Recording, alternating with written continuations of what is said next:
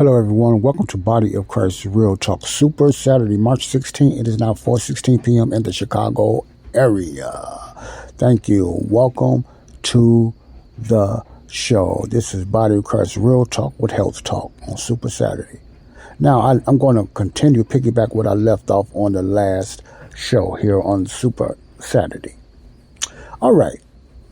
If I have any newbies listening in, welcome to the show. I'm talking about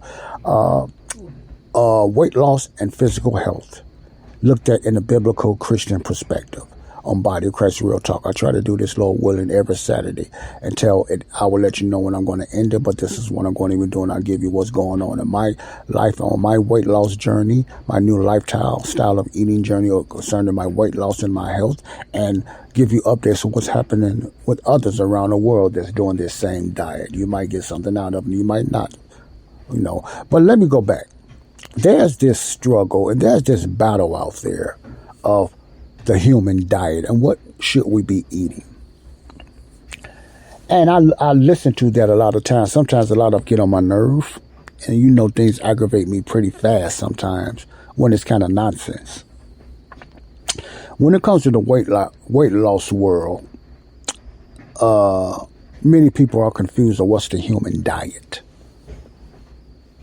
And I got my own perspective on this one, and I heard this other person that's doing the keto diet, and he's also a lawyer, so he fight cases dealing with health and stuff like that. So he has a lot of knowledge on that. I'm glad I tuned him in. But I remember yesterday, I was listening to him yesterday. I didn't really want to listen to a lot of negativity about the keto diet or the Christian perspective or the evolutionist perspective on how did this diet begin and why the vegetarian diet is the way to go and why they think the meat diet is the way to go. You're going to always have those type of debates, and some people stay in that debates all day long, but I'm going to leave that to them. I don't want no part of that. I don't know too much about it, So a lot of things I would be saying is just mostly observational as well as them. Even though they know more than me, they still don't have proof. Why and where did it come from? If they're going back thousands of years, biblical times, or if they're going back so-called millions and billions of years. You understand what I'm saying? Before I get started, if you hear some noise in the background, I apologize for that noise because there's something in the dryer. I have something in the dryer going on. So if it's a lot of clicking and anything like that, I apologize for that disruption. And, I try to do better, but that's just happened to be happening if you hear the background noise. All right. Let me get through this. There's this debate on where did man start eating meat or vegetables, and how and when and why. You have one side of belief. Let's start with the evolution belief. They are called things, they believe that humans are mammals or animals, or we was involved from something, which I totally disagree with, because I look at it as a theory. You just grab it, and they believe in the caveman world and stuff like that. You know about that stuff that even we was taught in school growing up. I'm 59. That's what we was taught, that we came from monkeys and stuff like that. That's what they mean by involvement. Monkeys came all the way to a caveman, and caveman came to a human or whatever like that. But stuff like that. The evolution jargon that goes on with a lot of scientists and doctors, but they believe in the evolution theory, and they believe that according to evolution, they believe that the meat diet was consumed over millions and millions and millions of years ago, and their ancestors was eating that way ever since. Now, what backup they have for that, I don't know. I doubt if they have any backup, but I'm not going to knock them and get whatever, But my point is, that's their theory. Then you have the creationist theory that we based the Bible according to my belief. Let me speak for me. I believe in the 7,000 year that man has been on earth. That's just my belief. I don't have no proof. But there's other theologians and scientists believe that too. I don't have no proof of that, but I believe in the 7,000 years. I don't believe in the millions of years. I could be wrong. I could be, but I don't think so. I believe in the 7,000 years. You can call it a theory if you want, but it just seems like it's more proof that can be found that the earth and the world was around at least 7,000 years or maybe 8,000, something like that. But I don't have no proof. That's what I stand on. But I'm open to be corrected. But anything over that, I just don't see it. And that's what I stand on. I just don't see it, based on the Bible. So many would go back from the beginning, the vegan or the vegetarians would say, well, from the beginning, evidently God wanted all men to eat vegetables because that was the first thing they was eating at first, until Adam sinned, until Eve sinned. And then, God told them to eat meat. That's what they got it. They base it on. And that sounds very correct. But is it? But is it? And they base it off on that. Why did God allow, humans to eat meat after the fall? I don't know the full correct answer, but I believe, before the fall, you got to remember, Adam and Eve was perfect. They didn't need to consume nutritions and vitamins and all that stuff before the fall. Why? Because there was no sin. You follow what I'm saying? So I look at it like this, and this is my take on this. Before the fall of man, there was no sin. Everything was perfect. The fruit was perfect.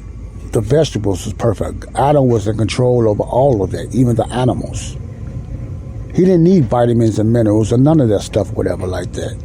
Even though he ate that stuff, it was good for them. I don't know the significance of that. But he had a perfect human body.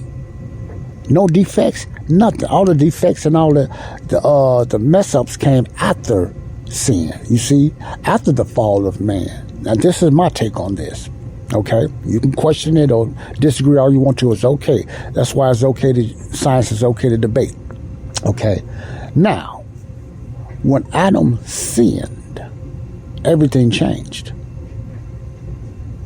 When Adam and Eve sinned, everything changed. Therefore, the bodies was cursed. Sin came. They was the first ones that sinned. See?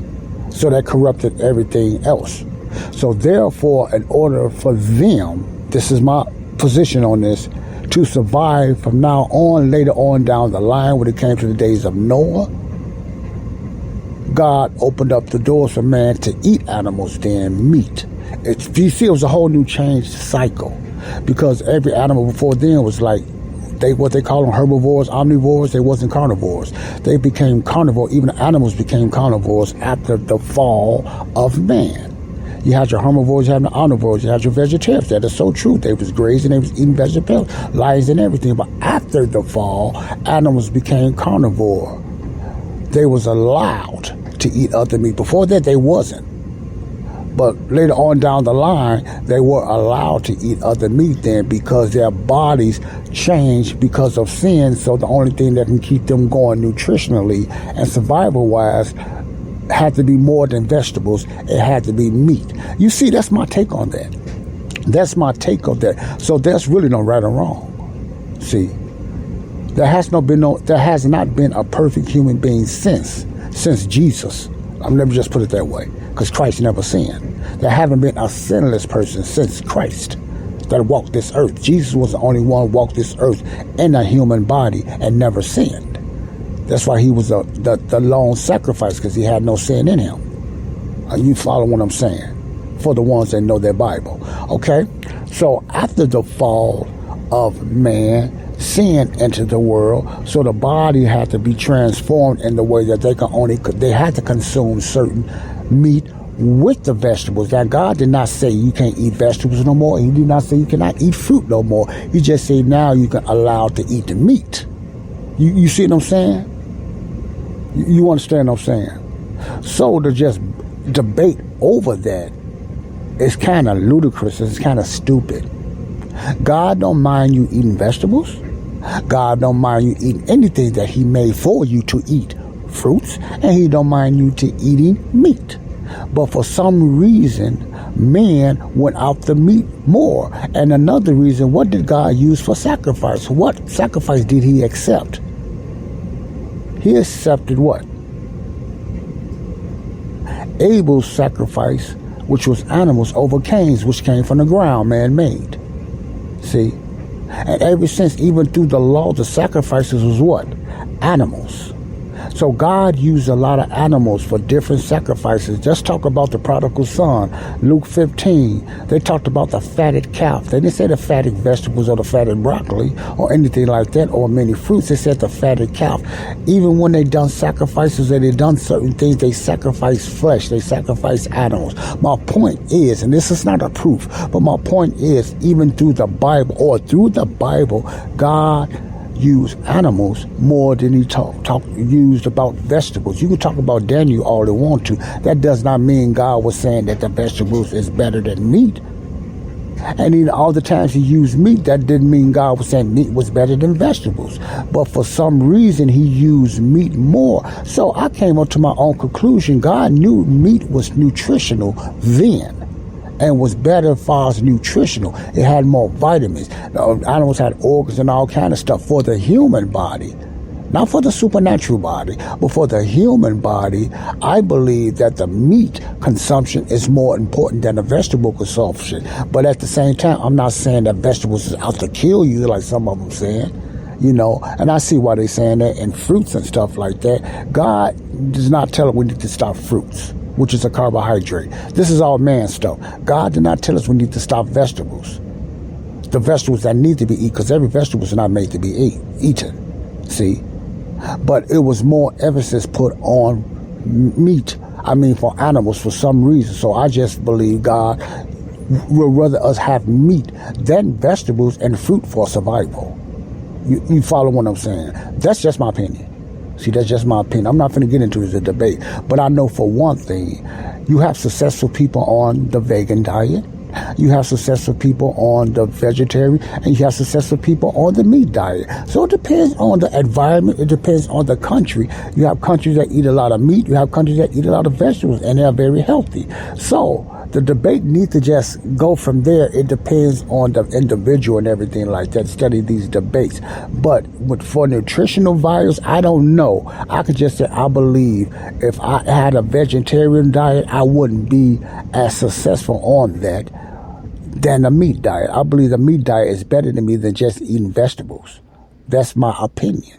I never went on a vegetable diet. I thought about going on before they start talking about vegan stuff. I thought about, but I cannot see myself not eating meat. It's just something I believe man was just made to eat some meat. They have to force themselves not to eat meat. Most men don't have to force themselves not to eat meat unless they're being brainwashed to say meat is bad. But most men and women do not have to force themselves to eat meat like they have to force themselves to eat vegetables. See, that's another opinion in that. That's the way I see it.